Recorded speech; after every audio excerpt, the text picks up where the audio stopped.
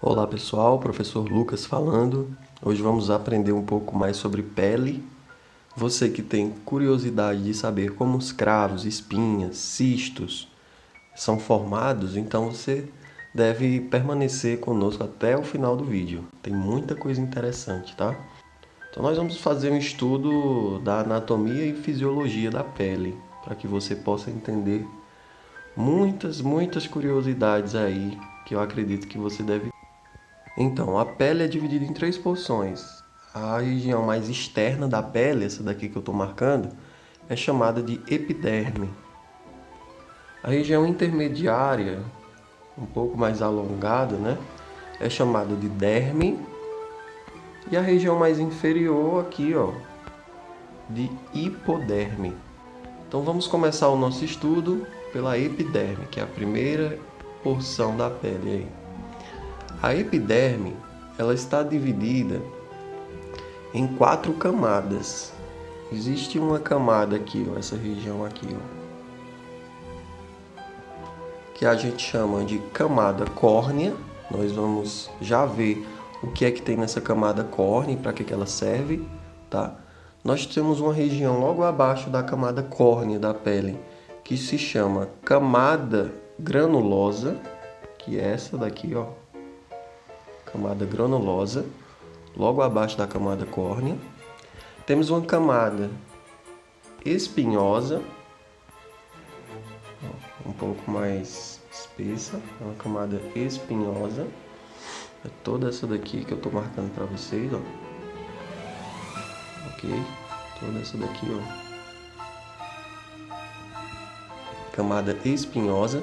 E a última camada que nós temos, você pode ver aí, ó, que essa última camada, ela tem células um pouco mais escuras, um pouco marrons, né? Essa camada é chamada de camada basal. Nessa camada basal estão os melanócitos. Por isso que ela é um pouquinho mais escura, tá? Essa última camada aqui, ó, camada basal. Professor, já aprendi algumas coisas. Agora vamos ver para que cada camada dessa serve? Vamos sim. A camada córnea, que é essa mais superior aqui, ó, ela é composta por células com núcleos bem reduzidos ou anucleadas, ou seja, células sem núcleo. Elas possuem em torno de 30 estratos de células achatadas e mortas.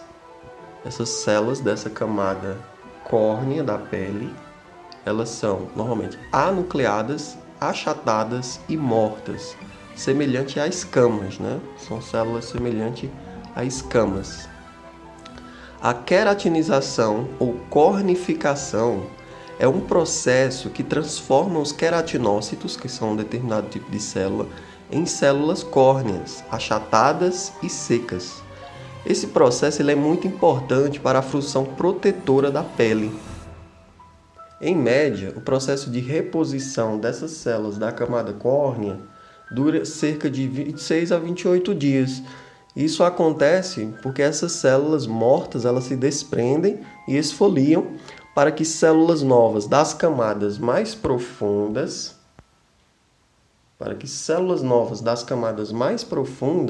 as substituam. Assim a pele ela encontra-se em constante renovação. A próxima camada, a camada um pouco mais inferior que nós vamos estudar, é a camada granulosa. A camada granulosa, ela fica logo abaixo da camada córnea, essa daqui que eu estou marcando para vocês. Ela é composta por poucas camadas de células achatadas que possuem grânulos contendo queratomalina, que é uma precursora da queratina. Nessas células também possuem grânulos lamelares, que impermeabilizam as células como prevenção à perda de água.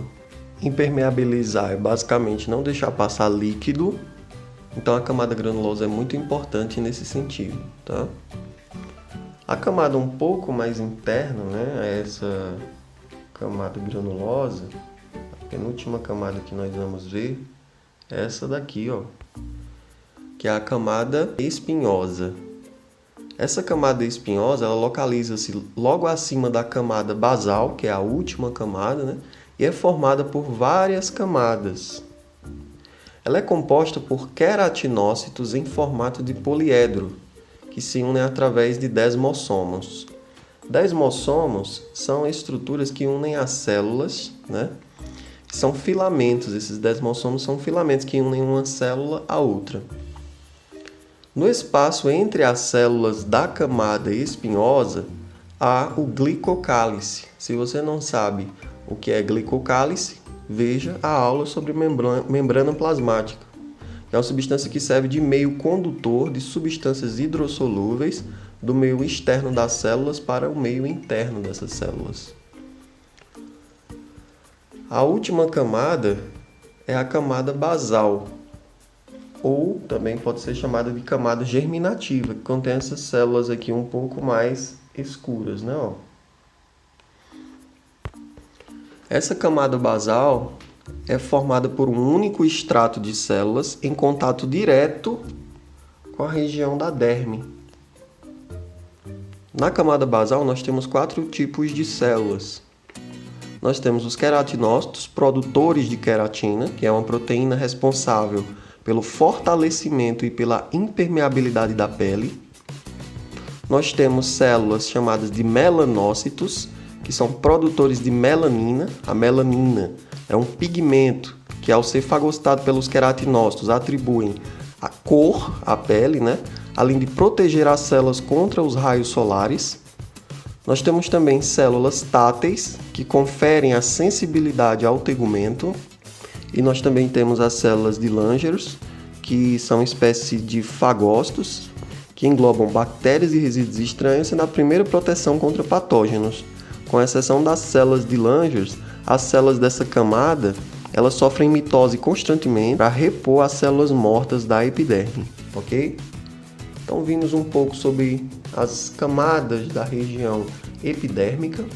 A epiderme, ela é uma porção não vascularizada, você não tem vasos sanguíneos aí. Mas isso não significa dizer que a epiderme é uma camada morta, ok? Não significa dizer que a epiderme é uma camada morta. Você pode dizer que as células da córnea, que é a região mais superior da epiderme, são células mortas. Mas jamais você pode dizer que as células das regiões da camada granulosa, da camada espinhosa e da camada basal são células mortas. Você jamais pode fazer isso, ok? Ei, professor, espera um pouquinho aí. Ensina pra gente como se dá o bronzeamento da pele, como são as marcas de nascença e o que é melanoma, que é um dos cânceres mais agressivos de pele, né? Ok, vou falar um pouquinho sobre eles. Olha, nós vimos que na camada mais interna da epiderme, né, essa camada que a gente chama de camada basal, existem queratinócitos, né? E existem também melanócitos, que são células que produzem melanina. Eu vou mostrar a vocês um pouco aqui qual é a estrutura de um melanócito, tá? Olha só, eu vou explicar através de uma pequena animação. Aqui nós vemos a camada basal, a camada germinativa. Nós temos queratinócitos, que são essas células aqui mais sem prolongamentos, né?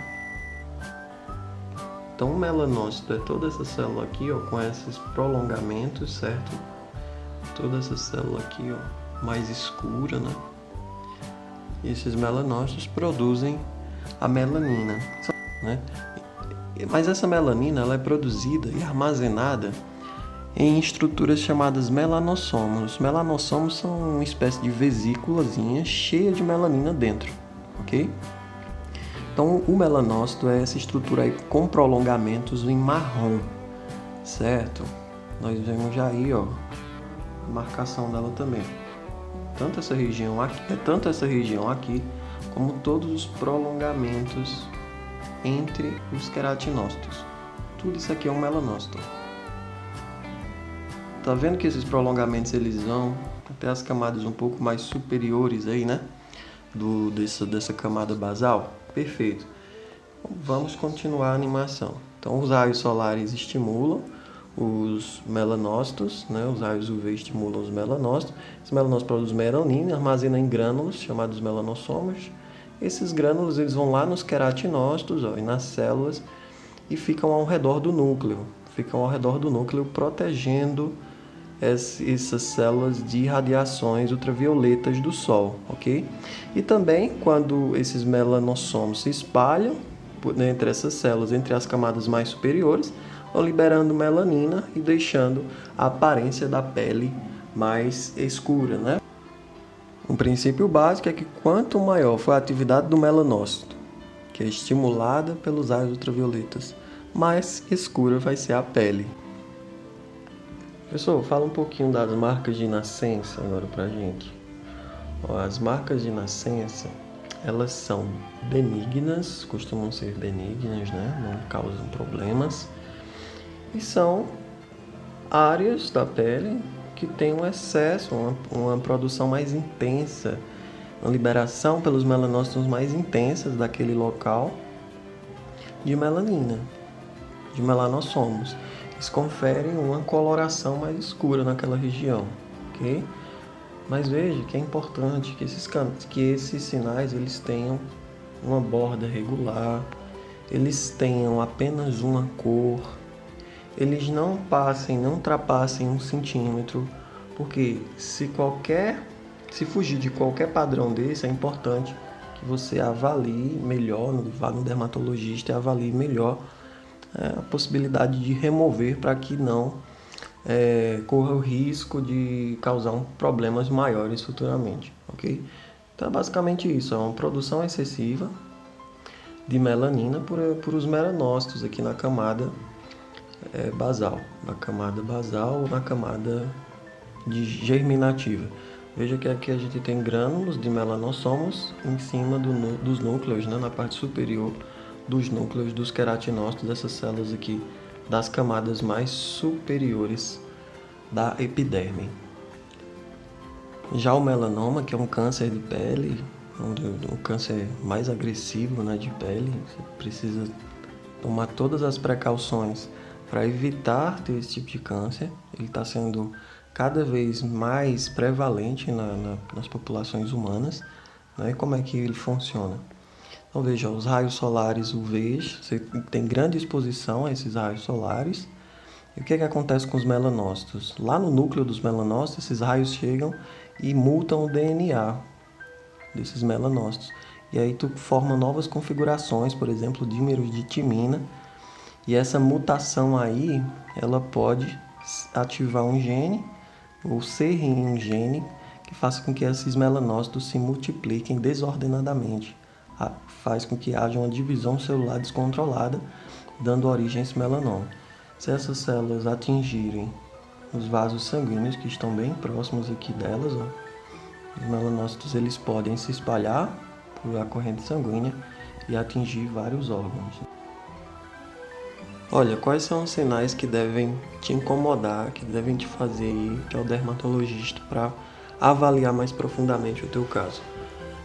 Veja, nós temos aqui de um lado os sinais de nascença, do outro o melanoma. Veja as diferenças. Existe uma técnica utilizada para avaliar, que é a técnica do ABCDE. O A significa assimetria. Tu vai observar se o teu sinal é simétrico, ou seja, se ele é bem redondinho. Porque se ele for assimétrico, você precisa investigar melhor o que é que está ocorrendo. Professor, meu sinal antes, ele era simétrico, ele era bem redondinho. Agora ele está ficando assimétrico. Então corre para o dermatologista, porque pode ser início de um melanoma.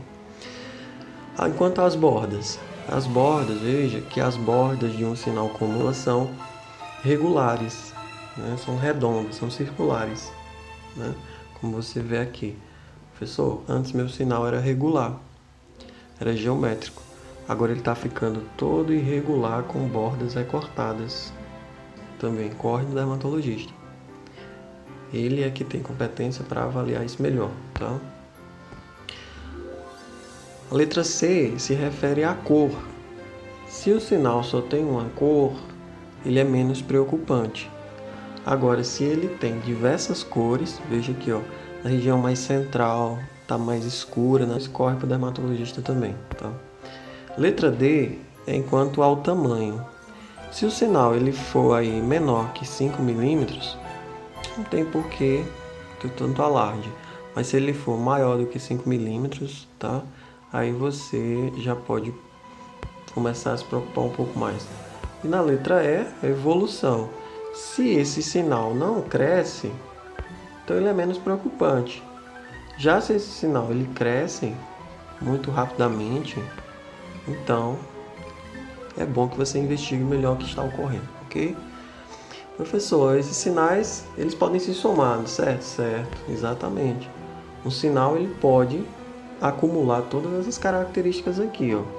Quanto mais características ele acumular, quanto ao lado direito que você vê aí, ó, mais preocupante esse sinal se torna. Então você pode ter, se você tiver um sinal assimétrico, com bordas irregulares, com diversas cores, maior do que 5 milímetros e que está crescendo muito rápido, né? Então, muito provavelmente você tem um melanoma, precisa de tratamento urgente. Professor, e como é que funciona o protetor solar? Aqui um subprotetor solar, que nós vemos uma camada, né, de protetor na região córnea da epidermis, coloração branca. Olha, os protetores solares eles podem ser encontrados de diversas formas. Você pode encontrar eles como emulsões, em gel e também na forma de aerosol, né? Nesses protetores, o que existem são filtros ultravioleta. São filtros ultravioleta. Então a radiação UV ela vem e esse protetor solar ele vai fazer uma filtragem, vai deixar passar menos dessa radiação, ok? O que garante a proteção contra a radiação ultravioleta. Os filtros ultravioleta eles podem ser classificados em físicos ou químicos. Os filtros físicos são aqueles que apresentam a capacidade de refletir ou dispersar a radiação. Já os filtros químicos, eles possuem substâncias que absorvem a radiação, não vê, que atinge a pele e torna inofensiva para o organismo. Era isso que eu tinha para mostrar para vocês. Falamos um pouco sobre epiderme, né? Algumas curiosidades aí para que você possa entender. Na próxima aula nós exploraremos a derme e aí a gente vai falar de espinha, de cravo, de cabelo, de cistos, né? E também dos receptores que possuem na derme, né? Receptores de pressão, receptores de calor, receptores de frio, entre outros, ok? Então fique conosco e até a próxima.